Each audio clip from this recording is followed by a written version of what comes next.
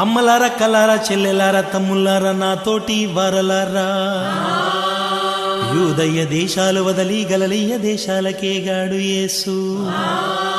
సమరయ్య మార్గాన యేసు సక్కంగా యాకోబు తన సుతుడైన యోసేపుకిచ్చిన బావినే చేరుకున్నాడు. అలిశాడమ్మా నా అందాల రాజు, సొలిశాడమ్మా నా బంగారు యేసు.